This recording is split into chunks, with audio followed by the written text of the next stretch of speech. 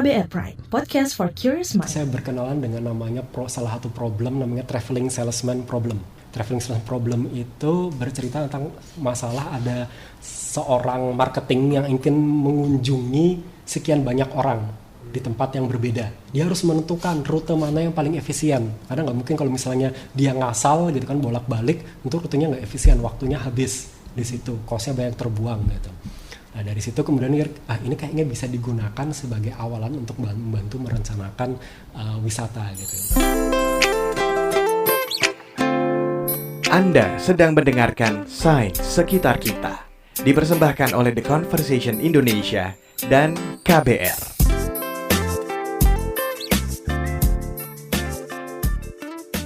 Halo semuanya, senang sekali rasanya kita kembali bertemu di Sains Sekitar Kita. Sekarang kita sudah ada di season 2 nih, masih ngebicarain tentang karya-karya penelitian dari peneliti Indonesia. Tapi saya nggak sendiri, masih ditemenin sama sahabat saya, Lutfi Zulfikar dari The Conversation Indonesia. Hai Lutfi, apa kabar? Halo Naomi, kabar baik. Kamu kayaknya sekarang lagi not in a good mood ya, lagi galau atau lagi baper atau jangan-jangan lagi broken heart nih? Apaan sih, nggak deh galau-galauan gitu. Aku tuh lagi suntuk aja bawaannya. Gimana, ada apa nih? Can you imagine gak sih, aku tuh biasanya dalam setahun punya target 2 kali jalan-jalan kan, kayak traveling gitulah. Tapi tahun ini kayaknya hanya harapan aja gitu. Kalau gitu, episode ini kayaknya bakal fun banget nih. Aku mau ngajak kamu dan juga pendengar untuk jalan-jalan, tapi jalan-jalan dengan algoritma matematika. Gimana tuh, keren gak? Algoritma matematika? Jangan aneh-aneh deh Lutfi. Orang lagi suntuk gini malah ngajakin ngomong algoritma pula. Bentar.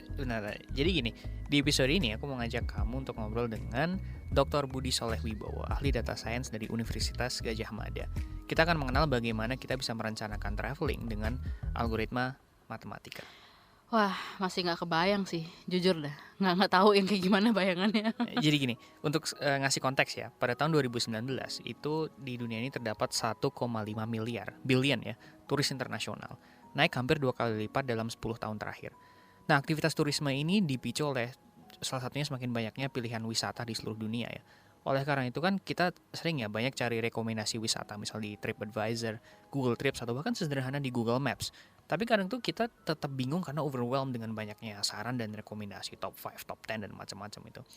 Nah, Dr. Budi dari UGM ini bersama dengan mahasiswi bimbingannya, Monica Handayani namanya, mencoba mendesain algoritma sederhana yang menciptakan itinerary perjalanan tempat yang sebaiknya dikunjungi dan rutenya enaknya lewat mana sih dalam waktu yang kita punya, hanya dengan beberapa klik aja. Oh gitu, aku masih belum terlalu paham sih sama maksud kamu. Coba deh bantu aku supaya bisa lebih mencerna ini seperti apa ya, maklum lah ya. Tapi sebelum kita lebih jauh menelisik cara kerja algoritmanya, kita kenalan dulu yuk dengan Pak Budi. Halo semua, nama saya Budi Soleh Wibowo, biasa dipanggil Budi. Saat ini bekerja sebagai dosen di Universitas Gadjah Mada, tepatnya di Departemen Teknik Mesin dan Industri. Ya, fokus penelitian saya di supply chain management dan big data analytics gitu saat ini. Lutfi, jujur aja sih aku masih bingung banget gimana hubungannya algoritma matematika untuk traveling. Kalau matematika sih untuk ngukur bangunan atau bangun jembatan mungkin masih nyambung ya. Tapi ini traveling gitu loh. Dan justru karena aku punya kebingungan yang sama ya di awal interview, waktu itu aku menanyakan ke Pak Budi, apa sih esensi dari perencanaan traveling itu gitu? Emang problem kita ketika merencanakan wisata selama ini tuh seperti apa sih? Nah, beliau menjelaskannya dengan suatu dilema yang beliau alami ketika dulu masih S3 di Belanda. Dulu ide awalnya itu waktu masih sekolah di Belanda, di Eropa waktu itu, kan namanya orang sekolah ya, mumpung masih di situ gitu. Jadi keinginan untuk jalan-jalannya besar, tapi kemampuan dompetnya kecil gitu kan. Jadi kita ingin cari gimana caranya dengan uang yang terbatas dan waktu yang singkat kita bisa jalan-jalan ke banyak tempat, tapi tempat-tempat yang memang bagus gitu ya, worth it untuk dikunjungi dengan waktu dan dana yang terbatas. Dan ini juga ternyata setelah saya baca-baca lagi, ini sejalan dengan penelitian yang dilakukan orang pada saat travel planning ketika mereka mau melakukan travel.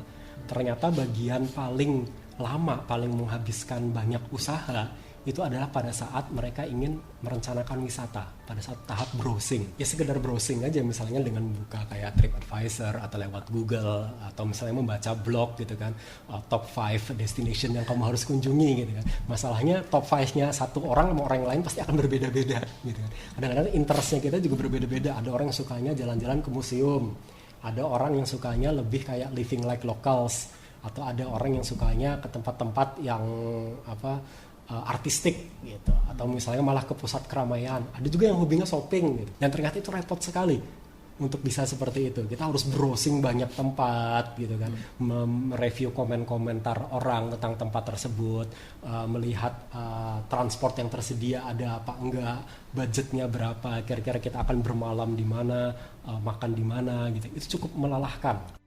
Oh, berarti bisa dibilang penelitian yang dilakuin ini hasil dari sebuah dilema beliau gitu ya. Keren sih ya kalau peneliti.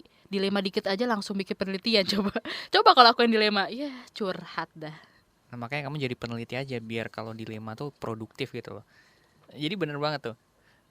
Dilema-dilema seperti ini yang kemudian membuat beliau terinspirasi bersama dengan mahasiswi skripsi bimbingannya ya, mengembangkan suatu algoritma sederhana yang bisa langsung generate tuh itinerary, rute dan jadwal perjalanan. Tanpa banyak mikir, hanya memasukkan beberapa preferensi kamu aja soal destinasi wisata dan berapa lama waktu yang kalian punya untuk wisata gitu. Oh, jadi simpelnya Dr. Budi ini menemukan sistem algoritma gitu untuk perjalanan ya? Sebenarnya algoritma seperti ini tuh nggak sepenuhnya original ya. Ada beberapa apps serupa seperti kalau misalnya familiar kayak TripHobo atau Visit a City yang menawarkan itinerary yang customized dan otomatis juga gitu, tinggal memasukkan beberapa preferensi aja. Tapi karena paper akademik ini sangat fokus ke rumus matematikanya ya, kita bisa mendapatkan wawasan menarik nih. Gimana sih algoritma di balik apps ini bekerja gitu.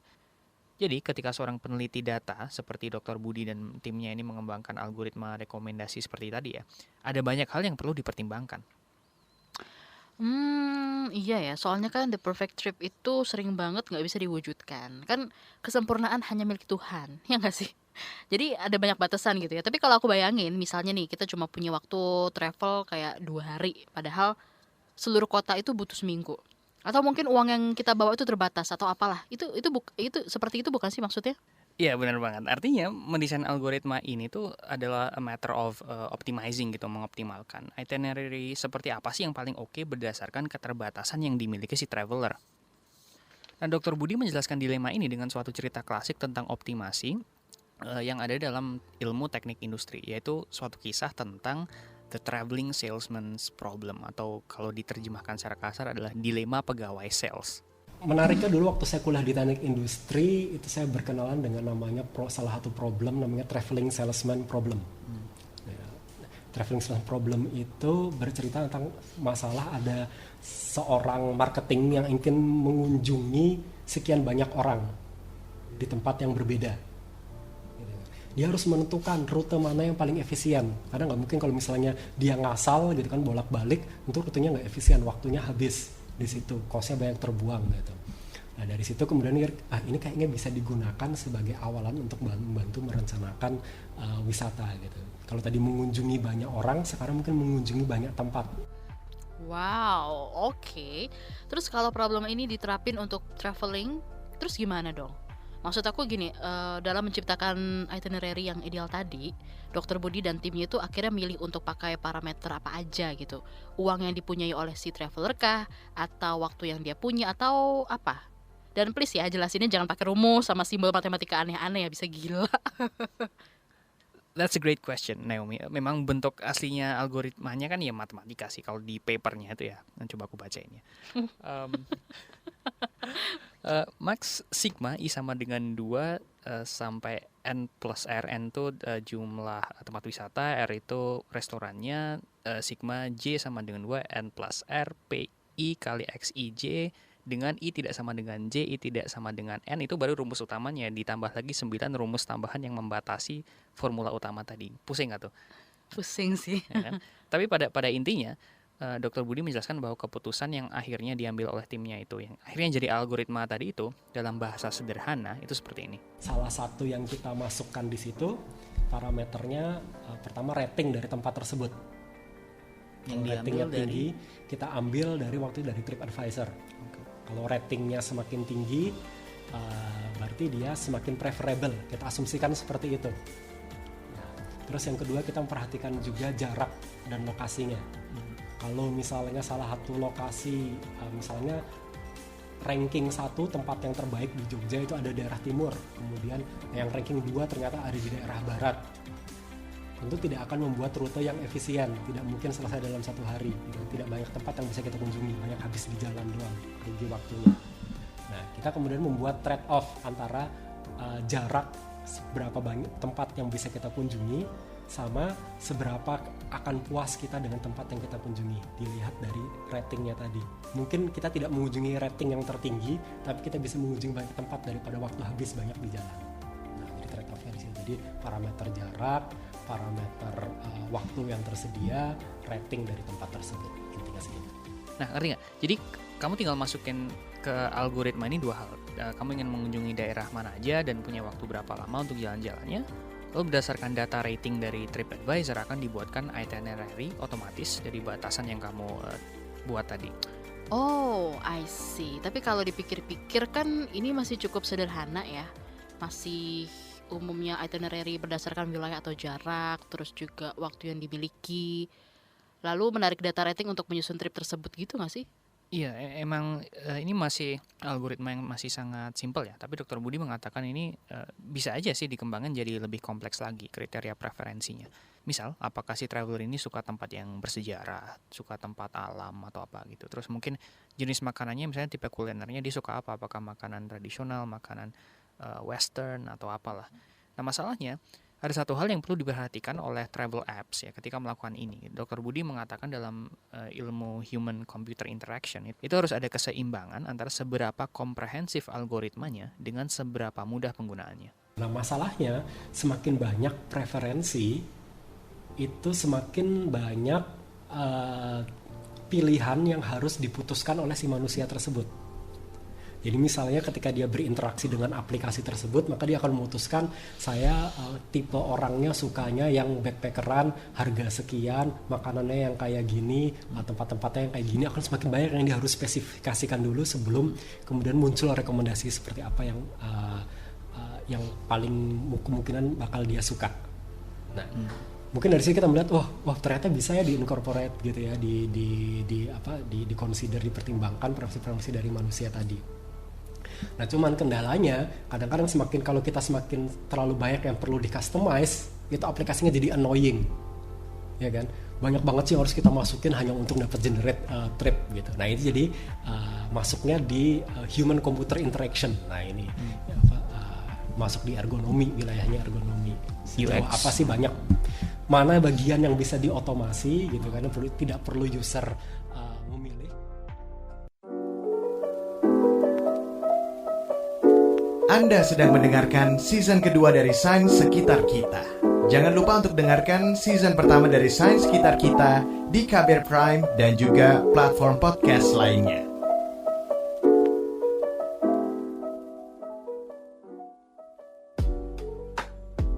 Kita kembali lagi di Sains Sekitar Kita season 2. Kita lagi ngobrolin nih tentang algoritma matematika bersama Lutfi dan Dr. Budi Soleh dari UGM. Dulu tuh Lutfi ya, pas zaman sekolah, aku tuh suka bertanya-tanya gitu, fungsinya matematika tuh apa sih? Bahkan dulu aku sempat berpikir, pokoknya mau kerja dengan suatu bidang yang gak ada matematikanya. Tapi semakin kesini ya ternyata hampir semua bidang tuh hubungannya sama matematika gitu kan. Paling gak logika matematikanya lah, ya gak sih? Bener banget. Dan bukan hanya di dunia travel aja ya, tapi algoritma prediktif seperti ini tuh ada di balik berbagai layanan hiburan lainnya gitu. Nah, kenapa begitu? Nah, Dr. Budi mengatakan bahwa selain mengurangi beban berpikir manusia, algoritma seperti ini tuh juga membantu kita menemukan hal-hal yang sebelumnya kita nggak tahu kalau kita sebenarnya suka gitu.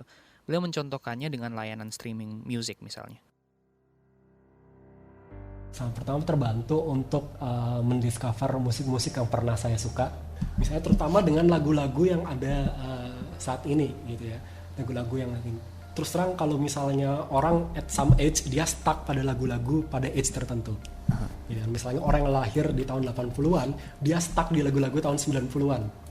Orang-orang yang lahir tahun 70 misalnya dia akan stuck di lagu-lagu tahun 80-an. Nah, algoritma Spotify misalnya atau Apple Music seringkali juga selain mendiscover musik-musik yang saya suka, tapi musik yang mungkin saat ini sedang hype dan akan saya suka. Itu dari jejak-jejak digital itu orang bisa tahu behavior kita. Dan kemampuan algoritma-algoritma ini untuk memprediksi tempat wisata yang akan kita suka atau musik yang cocok dengan selera kita, itu bisa berkembang terus seiring penggunaannya.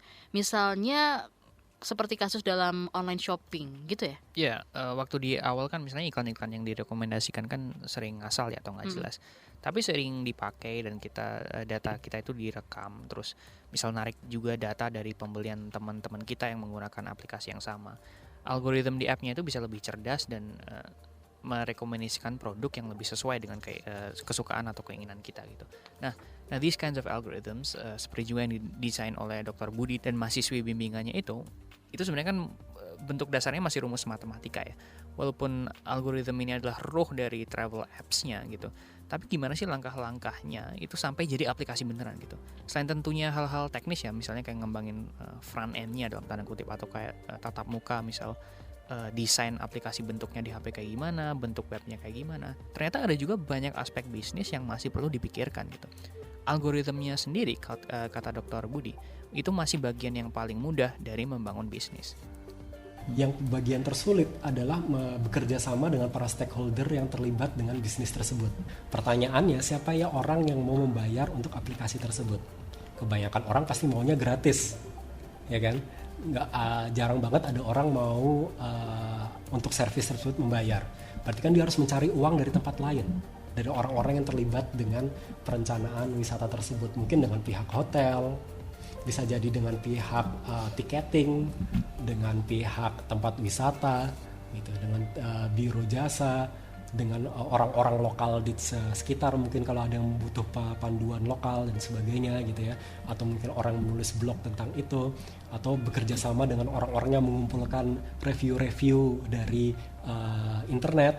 Bagian itu mungkin adalah bagian yang tersulit untuk bagian scale up-nya dibanding membangun algoritma, membangun aplikasi yang semakin sempurna. Iya, semakin sempurna.